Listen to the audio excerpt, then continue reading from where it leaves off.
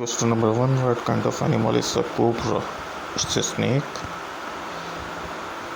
Question number two: which animal strips are known to be on their skin as well as on their fur? It's a tiger. The fur and skin same. Question number three: which animal is known to have 32 brains? Leeches. It's very dangerous, and if it's in your skin, it's very dangerous. You need to put salt on that so it will be melted, start melting. Probably found in jungles.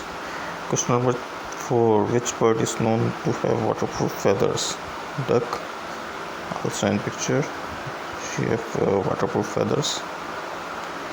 That's why she can swim above the water.